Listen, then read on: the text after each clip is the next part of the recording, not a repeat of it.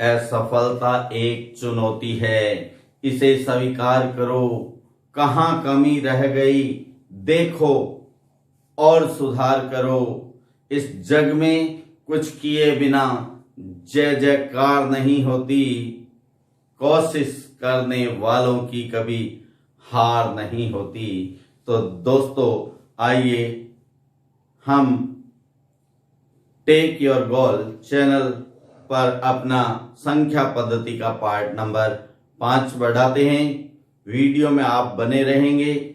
मैं मोहन शर्मा आपके अपने YouTube चैनल पर आप सभी का हार्दिक स्वागत करता हूं।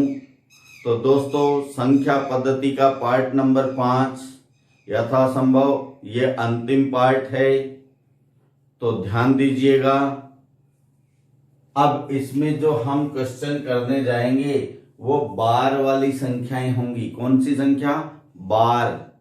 बार लगा होता है वे संख्याएं, और उन संख्याओं का परिमेयीकरण करना होता है, उनको भिन्न रूप में बदलना होता है। जैसे यहां से हम शुरू करें 0.2 बार, 0.2 बार, तो इसका भिन्न रूप क्या होगा? पहले अपन इसको विस्तृत रूप से समझेंगे कि यह कैसे हल होते हैं। तो हम चलते हैं 6ठी 7वीं 8वीं क्लास की ओर। तो उसमें पूरा डिटेल में कर रहे हैं। अभी ध्यान देना, शॉर्ट ट्रिक का भी बताएंगे आपको, इसी से बनेगी। अब यहां हम लिखते हैं माना x बराबर 0.2, और दोस्तों इस पे है बार। हम जानते हैं बार का अर्थ होता है उस अंक की बारंबार पुनरावृत्ति होना। तो इसे हम लिख सकते हैं 0.222, मतलब ये खत्म नहीं होती है, ये संख्या। तो इस डैश का मतलब भी है कि ये 2 बारंबार आएगा, इसका अंत नहीं होता है। अब इसको हम देते हैं इक्वेशन नंबर 1, समीकरण नंबर 1।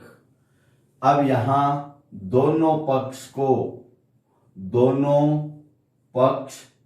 को 10 से गुणा करने पर, 10 से गुणा क्यों किया दोस्तों? 10 से, क्योंकि यहां पॉइंट के बाद एक ही अंक है, एक ही अंक की पुनरावृत्ति होती है, इसलिए 10 से गुणा करते हैं। तो गुणा करने पे ये क्या बन जाएगा? 10x बराबर, इसको 10 से गुणा करते हैं, किसी भी दशमलव वाली संख्या को 10 से गुणा करते हैं तो दशमलव एक अंक दाईं ओर बढ़ जाता है। तो ये क्या बन जाएगी संख्या? 2.222। ये खत्म नहीं होती दोस्तों, ये समीकरण नंबर है 2। तो यहां क्या करना है अपने को? समीकरण 2 में से 1 को घटाना है। समीकरण 2 में से 1 को घटाने पर, यानी समीकरण को घटाना है, समीकरण 2 में से समीकरण 1 को घटाना है। तो यहां क्या बन गया? 10x माइनस, पहली समीकरण में क्या है बायां पक्ष? x, तो 10x माइनस x बराबर, अब इसमें से ये घटाएं तो क्या बनेगा? 2.2222, ये बारंबार, इसमें से 0.222, ये भी बारंबार आएगा दोस्तों। तो हम यहां कितने x रह गए? यहां रह गए 9x। अब आप जानते हैं इसमें से ये घटाएंगे तो बारंबार ये आ रहा है, बारंबार ये आ रहा है। पॉइंट के बाद दोनों में एक सी संख्या है, तो पॉइंट के बाद की संख्याएं खत्म हो जाएंगी, यानी घट जाएंगी। तो क्या रह जाएगा? 2। अब x बराबर क्या आ गया? 2/9। अब आप ध्यान रखना, यहां से ट्रिक क्या बन गई कि कितनी संख्याओं पे बार है वहां पॉइंट हट जाता है, बार भी हट जाता है, और जितनी संख्याओं पर, जितने अंकों पर बार होता है बटा में उतनी बार 9 आ जाता है। तो इसे जब हम हल करते हैं पॉइंट हट जाएगा, 2 का 2 रहेगा, 1 अंक पे है इसलिए 2/9। इसके बाद हम आगे बढ़े 0.3 बार, तो जान गए होंगे दोस्तों क्या आएगा 3/9, क्योंकि अभी एक ही अंक पर बार है तो बटा में 1 बार 9। ये राशियां आपस में देखिए विभाजित होती हैं 3 से, तो 3 एकम 3, 3 तिया 9।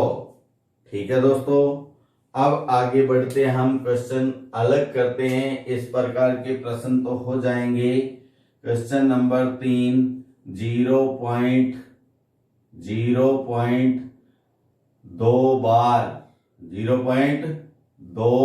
बार प्लस 0.3 बार प्लस 0.4 बार का मान क्या होगा? जब हम इसे हल करते हैं तो दोस्तों आप जानते हैं इसके दो पैटर्न होते हैं। जब बराबर अंकों पर बार हो, पहले में भी एक ही अंक पे बार है, दूसरे में भी एक ही अंक पे बार है और तीसरे में भी एक ही अंक पे बार है, तो यहां 2 पार्ट में करते हैं।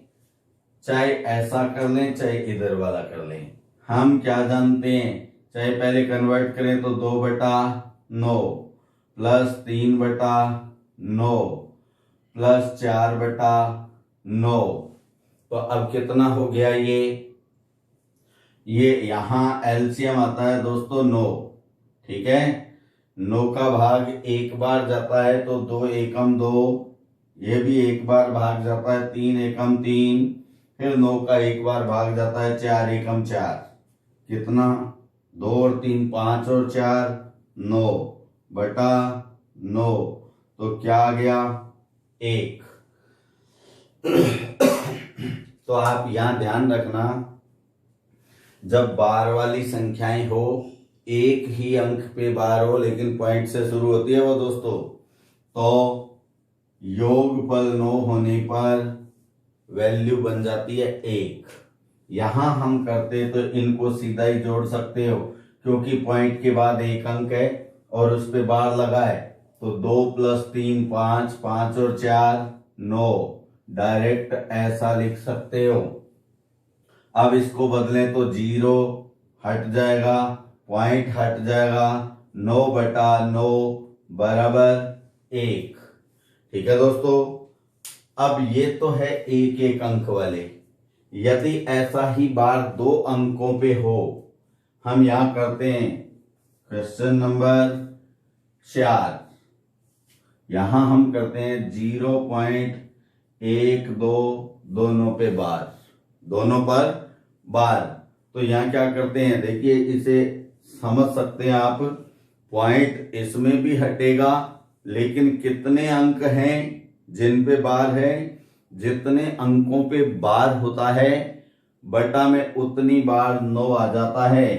तो इसे हल करते हैं तो क्या हो जाएगा 12/99 अब ये संख्याएं 3 से कटती हैं, क्या आ जाएगा 3 चौका 12, 3 तिया 9, 3 तिया 9, ये इसका हल आ जाता है दोस्तों।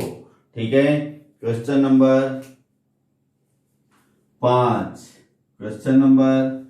5, इसमें भी हम चाहते तो क्या लिख सकते हैं, जैसे प्रश्न नंबर 3 में हमने किया, 0.13 बार दोनों पे बार है, प्लस 0.15 दोनों पे बार है, प्लस 0.47 यहां भी दोनों पर बार है दोस्तों। इसे जब हम हल करते हैं तो आपको दोनों में से कौन सा पैटर्न ठीक लगा? जब बराबर अंकों पे बार हो तब। तो ये पैटर्न थोड़ा शॉर्ट है, हम इससे करते हैं 3 और 5 8 और 7 15 का क्या आ जाता है दोस्तों 5, और क्या हासिल आ गई 1। ठीक है, अब इस हासिल को पहले ही जोड़ लो आप। 1 और 4 5, 5 और 1 6, 6 और 1 7। ये अपना इसका योग बना 0.75। 7 और 5 दोनों पर बार, तो हम क्या करते हैं, यहाँ पॉइंट हट जाता है, बार हट जाता है। 75/9 कितनी बार आएगा दोस्तों, जितने अंकों पे बार था, तो 999। अब ये 3 से विभाजित होते हैं, क्योंकि हम 3 की भाजकता का नियम जानते हैं, संख्या के अंकों का योग 3 से विभाजित हो। तो यहाँ आप देख रहे हैं 7 और 5 12, 12 3 से विभाजित होता है। 9 और 9 18 भी होता है, तो 3 से ये डिवाइड होंगी। 3 दूनी 6, 3 पंजे 15, ऐसे ही 3 तिये 3 तिये। इस प्रकार अपने पास ये योगफल आ जाता है। दोस्तों आप इसका स्क्रीनशॉट लें, हम तुरंत आगे बढ़ते हैं। तो दोस्तों आगे हम प्रश्न नंबर 5 करते हैं। जैसे हमने 1 अंक पे बार देखा, 2 अंकों पे बार देखा, ऐसे ही 3 अंक पे बार आ जाए तो आप बटा में 3 बार 9 लिख देंगे। कितनी बार 9 लिख देंगे, 3 बार 9 लिख देंगे। ठीक है, जैसे कि अब क्वेश्चन में आ रहा है, देखिए क्वेश्चन नंबर 6, 0.357 बार, 357 बार इसे हल करते हैं तो वही प्रक्रिया वही है, पैटर्न वही है। पॉइंट हटेगा और जितने अंकों पे बार है बटा में क्या लग जाएगा, उतनी बार 9। तो यहाँ 3 बार 9 आएगा दोस्तों। अब आप जानते हैं क्या संख्याएं 3 से कटती हैं, तो देखिए क्या है, 3 5 8 7 15, 15 पे भाग जाता है। 9 9 18 9 27 पे भी भाग 3 का जाता है। तो 3 से विभाजित कीजिएगा। 3 एकम 3, 3 एकम 3, 2 बचा 27 हो गया है दोस्तों। तो 3 निमे 27, 3 तिये 3 तिये 3 तिये। अब आगे और विभाजित होता है क्या, ये देखिए क्या आगे विभाजित होता है। आप देखेंगे आगे विभाजित नहीं होता है, आगे विभाजित नहीं होता है। इसका कैसे पता चलता है, इससे हमें पता लगाना होता है, ये अगर दोनों सह अभाज्य संख्याएं है तो आगे विभाजित नहीं होगा। तो आप यहाँ एक मैं थोड़ा सा अलग हटता हूं, अभाज्य कैसे पहचाना जाए। तो यहाँ संख्या है, छोटी संख्या को ले लें आप 119। 119 से ठीक बड़ी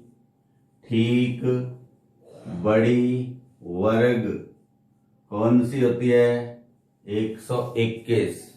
और इसका वर्गमूल क्या होता है, स्क्वायर रूट। वर्गमूल यानी स्क्वायर रूट होता है दोस्तों। तो 121, ये तो सब विद्यार्थी जानते होंगे कि 121 का वर्गमूल 11 होता है। अब 11 तक की अभाज्य संख्याओं से ये विभाजित होता है क्या, देखिए 2 का भाग इस पे जाता नहीं है। क्यों, क्योंकि इकाई का अंक 9 है और होना क्या चाहिए, 0 2 4 6 8।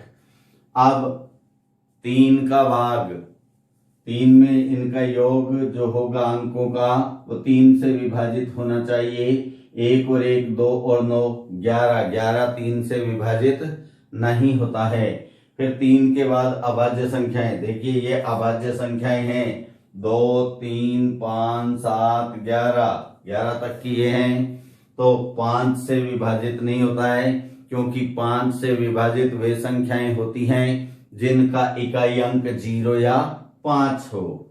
7 का भाग देखिए, 7 का भाग, 7 का क्या बताया था आपको, 7 का बताया था इकाई अंक हटकर उसका 2 गुना, उसका 2 गुना तो यहाँ इकाई अंक क्या है दोस्तों 9। 9 का 2 गुना 18। जब 11 में से घटाते हैं तो -7 आता है। 7 प्लस माइनस से फर्क नहीं पड़ता है, तो 7 पे भाग जाता है तो -7 पे भी जाएगा। इसका मतलब इसका एक फैक्टर क्या है 7, यानी 119। 7 से विभाजित है तो भागफल भी कुछ आना चाहिए। अब इसका भाग देते हैं हम। 119 भाग 7। 7 एकम 7, 4 बचा, ऊपर से 9 नोट किया। 7 7 49। कितनी बार भाग गया दोस्तों 17 बार। तो ये 7 गुणा 17 इसके क्या हैं फैक्टर हैं। आप चाहें तो 7 से भाग दे के देखें। 7 चौका 28, 5 बचा 53। 7 के पहाड़े में नहीं आता है। 17 एकम 17, 33 में से 17 घटाते हैं तो 16 बचता है दोस्तों। 163 भी 17 से विभाजित नहीं होता है। इसका मतलब ये फाइनल आंसर है, ये परिमेय संख्या बन गई है। ठीक है दोस्तों, कभी कभार प्रश्न इस प्रकार आ जाता है। Question number 7 0.12। अब देखिए बार केवल 2 पर है, बार केवल 2 पर है, तो इसे कैसे हल किया जाए। इसके लिए आपने क्या ध्यान रखना है, पॉइंट हट जाएगा, पॉइंट हट जाएगा। पहले पूरी संख्या को लिख दें। संख्या क्या है 12। अब इसमें से वह संख्या घट जाती है जिस पर बार नहीं है। तो बार 1 पर नहीं है तो क्या हो गया -1। अब बटा में जितने अंकों पर बार होता है उतनी बार 9 लिखते हैं। तो एक ही अंक पर बार है तो हम 9 लिखते हैं, और जितने अंकों पर बार नहीं है उतनी बार इसके बाद 0 लिखते हैं। तो एक अंक पे बार नहीं है इसलिए 1 0। 12 में से 1 घटा दें 11/90। समझ गए ना दोस्तों क्या करते हैं। अब यहां देखिए बार कितने अंकों पर है 1 पर। कितने पर नहीं है 1 पर नहीं है, 1 पर है। तो पूरी संख्या को लिख लेते हैं। ये बार हट जाए, पॉइंट हट जाए, 0 हट जाए तो क्या बचेगा 12। हम लिख लेते हैं 12। अब जिस संख्या पे बार नहीं है वो इसमें से घट जाती है। ठीक है दोस्तों, बटा में जितने अंकों पे बार होता है उतनी बार 9 लगता है, और जितने अंकों पे बार नहीं होता उतनी बार 0 लगता है। ओके, इसी प्रकार आगे क्वेश्चन है नंबर 8 0.123। अब देखो 2 और 3 23 पर बार है।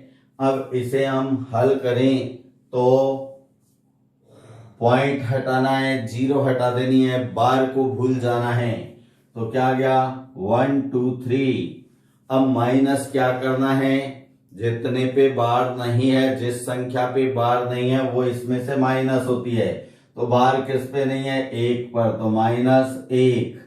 अब बटा में क्या लिखते हैं दोस्तों, जितने अंकों पर बार है उतनी बार 9 लिखेंगे।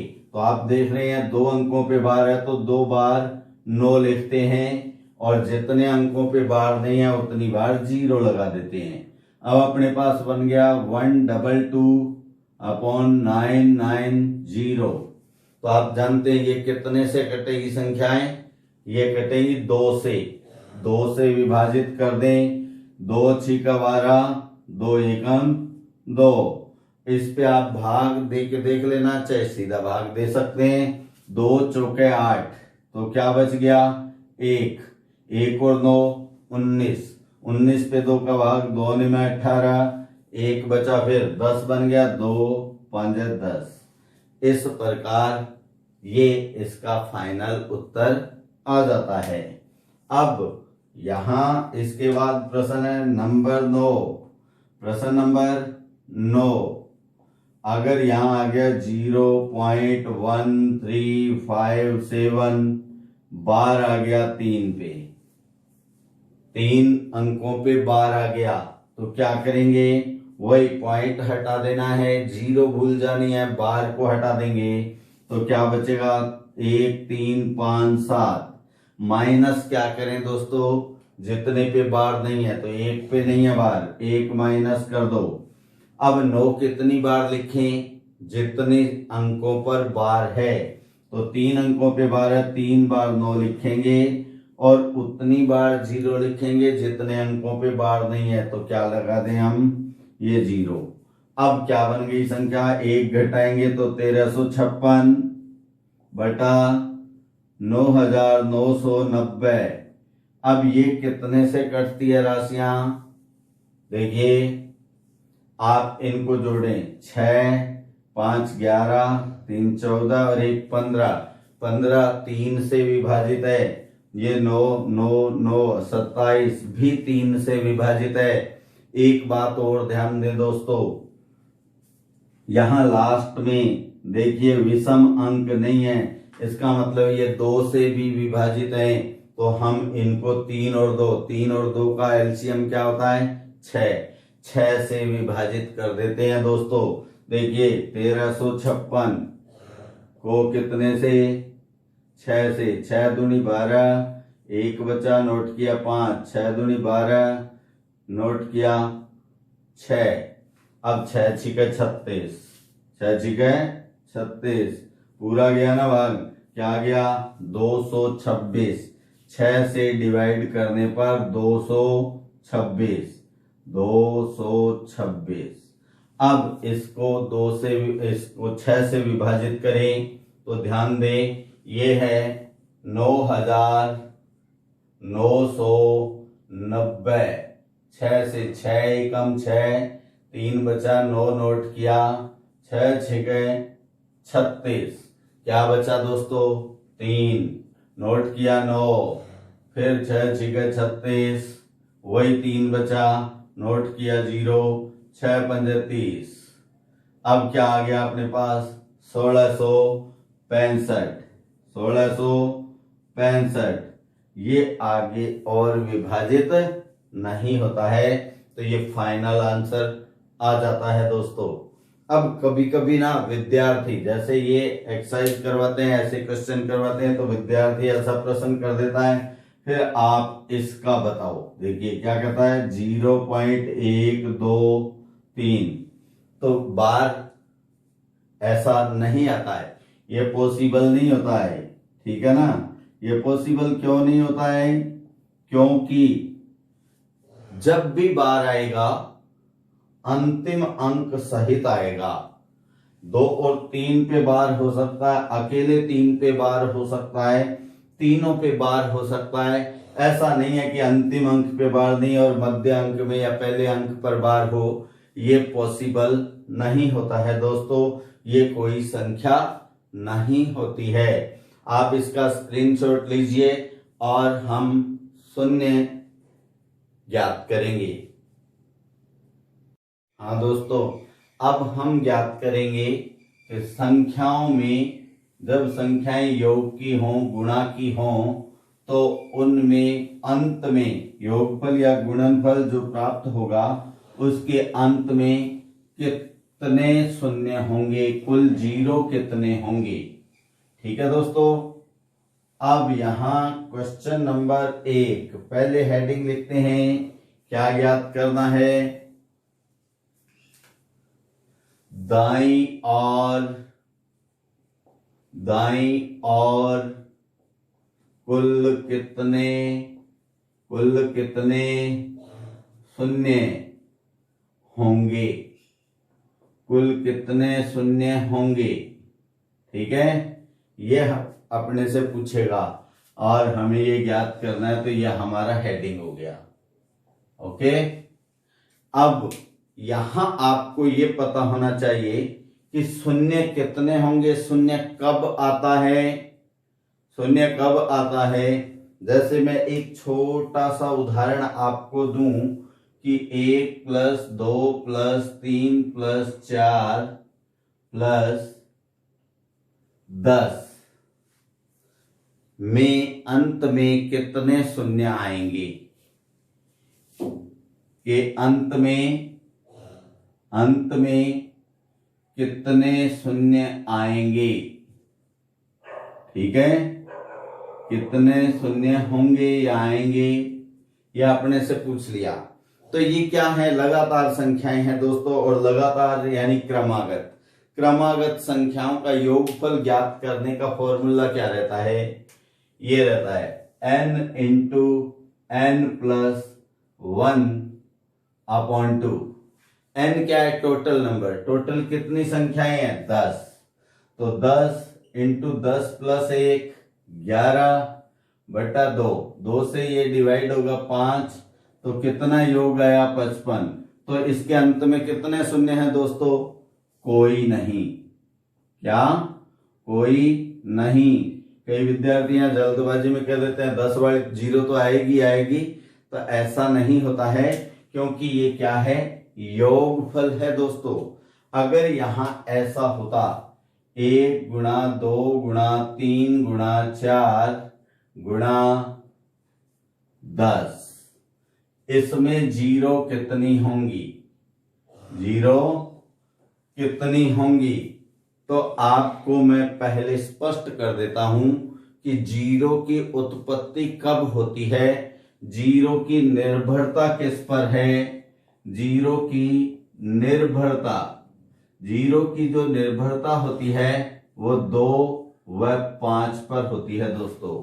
2 व 5 यानी 2 और 5 में से जिसकी घात निम्नतम है, जिसकी घात कम से कम है, उतने शून्य होंगे, उतने शून्य होंगे।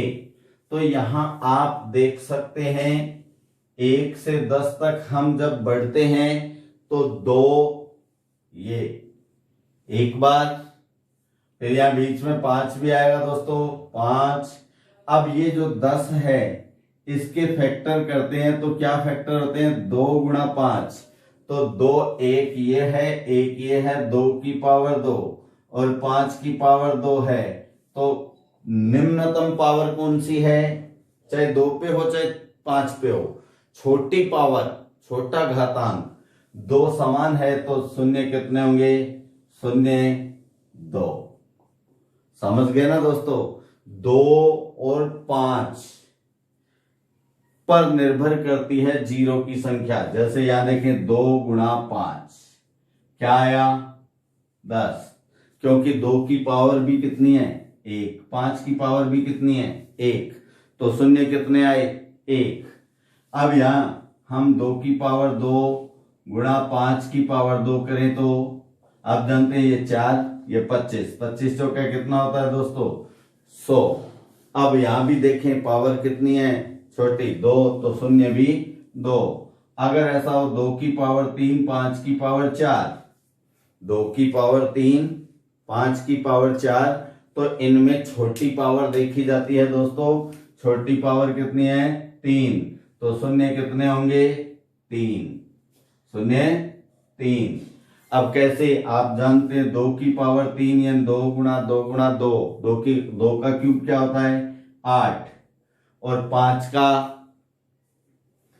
का आप देखें तो 5 25, 25 5 125, 125 5 625, या आप 5 गुणा 5 गुणा 5 गुणा 5 से ज्ञात कर सकते हैं। ठीक है, 5 5 25, 5 5 25, 25 गुणा 25, तो 25 का वर्ग क्या होता है, 625, इसलिए 625। अब गुणा करके देखें दोस्तों, 8 5 40 की 0 असल 4, 8 दूनी 16 और 4 20 की 0 हासिल 2, 8 छिका 48 और 2 50। समझ गए ना दोस्तों, 2 और 5 में जिसकी पावर छोटी होगी उतने शून्य होंगे, भूलना मत। अब इस प्रकार का प्रश्न है आपके पास, देखिए क्वेश्चन नंबर 3, 24 गुणा 20 गुणा 16 गुणा 25 में अंत में कितने शून्य होंगे, कितने शून्य होंगे। ओके, तो आप बता सकते हैं ना कितने शून्य होंगे। तो यहां इसके फैक्टर किए जाएं 24 के, तो क्या लिख सकते हैं हम 8 गुणा 3 या 3 गुणा 8। 8 क्या होता है 2 की पावर 3 गुणा 3। अब 20 को क्या लिख सकते हैं हम 20 को 5 गुणा 4। 4 क्या होती है 2 की पावर 2 गुणा 5। 20 हो गए ना दोस्तों। अब 16 को क्या लिख सकते हैं 2 की पावर 4 और 25 को लिख सकते हैं 5 की पावर 2। तो अब देखिए 2 पे पावर कितनी हो गई 3, 2 5 और 4 9। अब केवल 3, 2 और 5 को ही लेना है आपने, 3 को लेने की जरूरत नहीं है। अब देखिए 5 पे पावर यहाँ 1 है यहाँ 2 है तो 5 की पावर कितनी होगी 3। तो शून्य कितने आएंगे शून्य, छोटी पावर क्या है 3, तो शून्य भी 3 होंगे दोस्तों। कितने होंगे 3 होंगे, नहीं भूलेंगे। अब क्वेश्चन ये प्रथम 20 अभाज्य संख्या, अभाज्य संख्या मतलब प्राइम नंबर, अभाज्य संख्याओं का योगफल किया जाए। अपन योगफल भी कर सकते हैं गुणनफल भी कर सकते हैं। अब हम यहाँ योगफल नहीं लिख के गुणनफल लिखते हैं। गुणनफल किया जाए प्राप्त किया जाए तो अंत में कितने शून्य होंगे। ठीक है दोस्तों। अब यहां क्या करना है आपने करना क्या है यहाँ, आप जानते हैं प्रथम जो अभाज्य संख्याएं होती हैं 10 हो 20 हो 50 हो 100 हो 200 हो, उससे फर्क नहीं पड़ता है। तो आप जानते हैं अभाज्य संख्याओं में, अभाज्य में ये लिख रहा हूं, अभाज्य में 2 केवल एक बार आता है, केवल एक बार। और 5 अभाज्य में 5 भी कितनी बार आता है दोस्तों में 5 केवल एक बार आता है। तो इस प्रकार हम देखें 2 और 5 जो आया उसमें उनमें छोटी पावर क्या है वही 1, तो इसमें शून्य क्या होंगे शून्य 1। ओके। अब यहां अगर मैं ऐसा प्रश्न बना दूं इसको आगे 1 + 3 प्लस या गुणा कर दें अपन, गुणा ज्यादा गुणा के प्रश्न आते हैं। 1 गुणा 3 गुणा 5 छोटा होगा दिखेगा नहीं, 1 गुणा 3 गुणा 5 गुणा डैश डैश डैश गुणा 101 में शून्य कितने होंगे, में शून्य अंत में, शून्य हमेशा अंत के पूछे जाएंगे, अंत में शून्य कितने।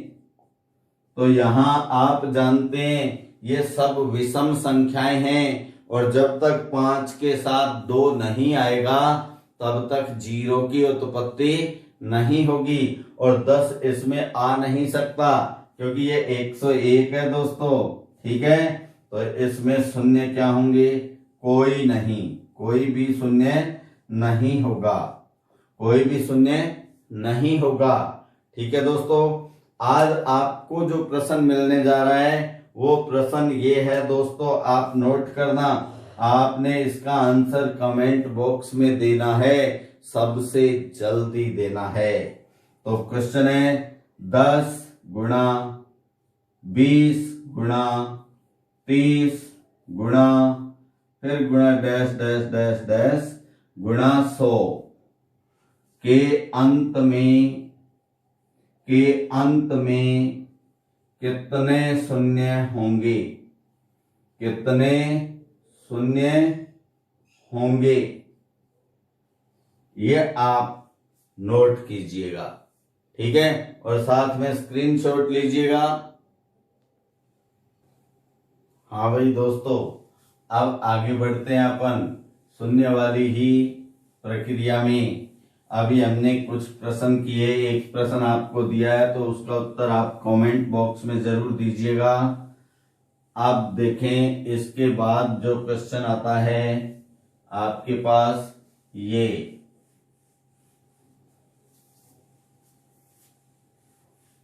इसमें भी आपने शून्य ही बताने हैं। क्वेश्चन है 1 गुणा 3 गुणा 5 गुणा ऐसे बढ़ता जाएगा, गुणा 99 गुणा 512 के अंत में शून्य कितने होंगे। तो यहां हम जानते हैं, यहां तक का प्रश्न हमने अभी किया था,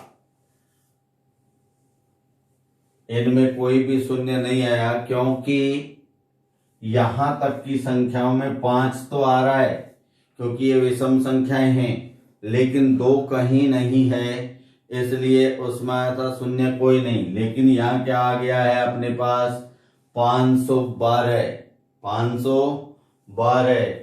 तो यहां हम देखें इनमें 5 कितनी बार आता है दोस्तों। 5 यहां लिखता हूं, 5, 15, 25, चाहे तो ऐसे गिन लें, या हम जानते हैं 1 से हम 99 तक लिखें, यानी हम 1 से 100 तक की गिनती 1 to 100 काउंटिंग करते हैं, तो उसमें कुल कितने कॉलम होते हैं, कितने कॉलम होते हैं। शाबाश, बताइए, कोई बता सकता आप में से। Very good. क्यों सोचने पे मजबूर हो गए क्या, ये क्या बात। ये होते हैं कॉलम 10। कितने होते हैं 10। तो 5 कितनी बार आएंगे 10 बार, सही है। और ऐसा लिखें 10 होते हैं क्या, देखो 45, 55, 65, 75, 85 और 95। 1 2 3 4 5 6 7 8 9 10। तो कितनी बार है 10। ये 5 जो है 5 की पावर कितनी आएगी, 5 की पावर। आप देखें टोटल 5 कितनी बार है, 1 2 या 2 बार है दोस्तों, ध्यान देना। 25 का मतलब 5 की पावर 2 होती है, तो यहाँ 2 काउंट करना, 1 नहीं। 1 1 2 और 2 4, 1 5 6 7 8 9 10 और 11। 5 की पावर है 11। अब 5 और किस पे निर्भर करता है, सुनिए 2 पर। तो ये जो 512 है इसके हम फैक्टर करते हैं। देखिए ये 512 पे 2 का भाग, 2 दूनी 4, 1 बचा, 2 पंजे 10, 2 6 12, फिर 2 का, ये 2 की पावर में आता है वैसे, 2 एकम 2, 2 दूनी 4, 2 8 16, फिर 2 से 2 6 12, 2 चौके 8, समझ तो रहे हैं ना आप। अब 2 से 32, 2 3 6, 2 दूनी 4, फिर 2 से 2 एकम 2, 2 6 12, फिर 2 से 8, 2 से 4, 2 से 2, 2 से 1। अब आप देखें 2 कितनी बार है, 1 2 3 4 5 6 7 8 9।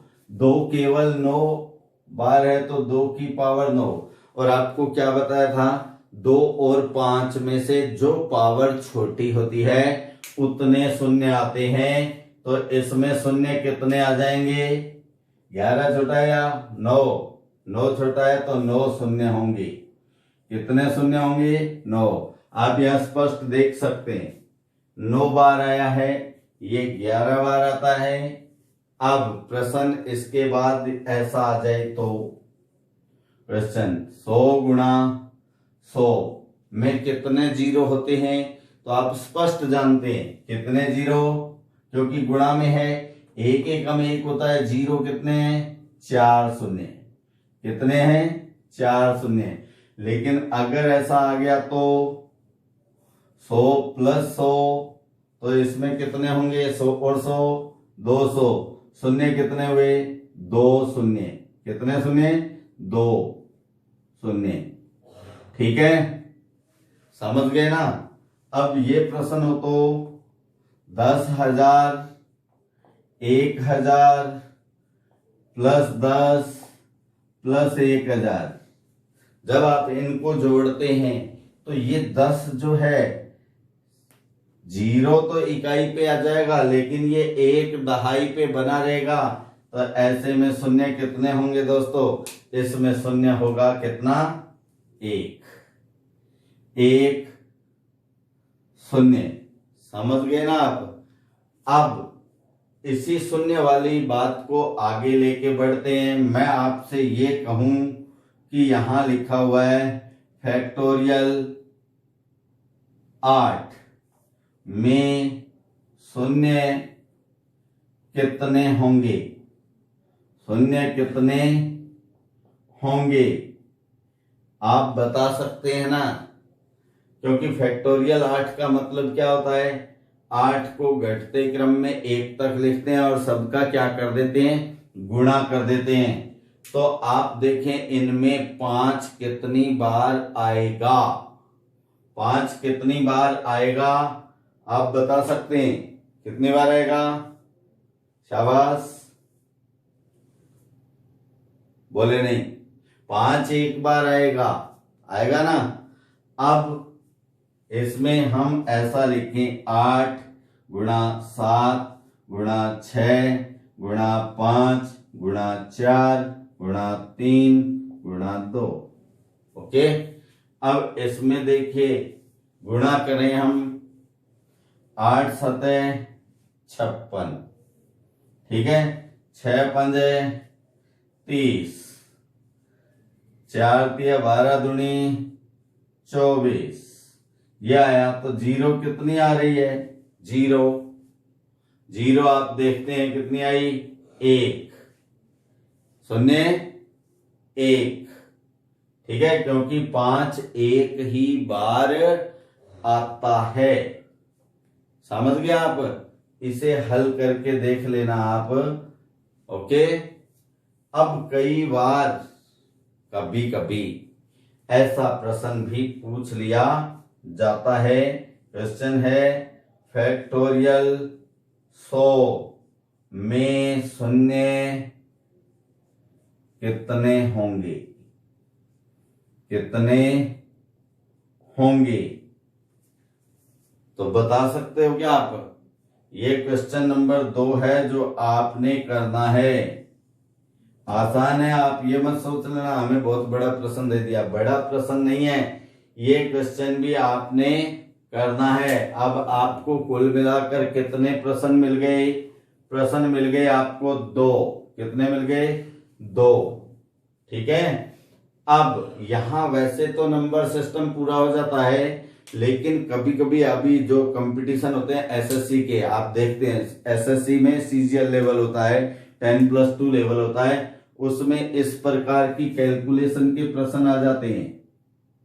1/1 गुणा 3 प्लस 1/3 गुणा 5 प्लस 1/5 गुणा 7 प्लस 1/, अब देखिए ये 2 का अंतर आगे बढ़ रहा है। 13 गुणा 15 ये प्रश्न है अपने पास। तो इसका मान क्या आएगा? वैसे तो दोस्तों इसको आप एज पर रूल यानी बेसिक से करेंगे, जैसा आप मिडिल क्लास में करते थे, तब तो टाइम काफी लग जाता है दोस्तों। तो इसमें क्या विशेषता है? देखिए अंश सब में क्या है? एक सा है। अंश क्या है? एक सा है। और जो हर आ रहे हैं वो 2 के अंतर से है, और इनमें क्रम क्या है? इसकी दूसरी संख्या यहां पहली संख्या है। समझ गए ना दोस्तों? इस प्रकार का आता है तो इसमें एक ट्रिक बनती है। क्या बनती है? ट्रिक बनती है। और वो ट्रिक क्या होती है? ऐसा होता है 1/, हर का अंतर। हर में जो 2 अंक दिए हैं उनका अंतर क्या है, और फिर इसके साथ गुणा। ऐसा लिखते हैं, इसमें पहली संख्या और इसमें अंतिम संख्या, यानी ये 1/1। अब यहां देखिए ये है तो प्लस के, लेकिन यहां क्या आएगा? ट्रिक क्या कहती है? -1/, अंतिम क्या है? 15। ओके दोस्तों, अब इसे हल करें हम। हर का अंतर कितना है? 2। तो हमने लिखा 1/2, और यहां इनको हल करेंगे तो 15 एलसीएम आता है। 1 का भाग 15 बार जाता है तो 15 एकम 15 और 1 एकम 1। 15 - 1/15। ठीक है, अब ये बन गया 1/2 गुणा 15 में से 1 गया तो 14/15। तो इस प्रकार 2 से ये 14 कट होता है कितनी बार? 7 बार। तो आंसर क्या आ जाएगा? 7/15। ध्यान देना दोस्तों, दोबारा बता रहा हूं, अगर अंश एक सा हो और बटा में जो 2 संख्याएं हैं, सभी में 2 संख्याएं हैं, दोनों के बीच का अंतर एक सा है सब में, और जो पहले पद का अंतिम संख्या हर में वो दूसरे पद में पहली है। 3 या अंतिम है या पहली है, या 5 अंतिम है 5 पहली है। समझ गए? अब ऐसा ही अगर आ जाए 1/1 गुणा 4 प्लस 1/4 गुणा 7, 1/7 गुणा 10 प्लस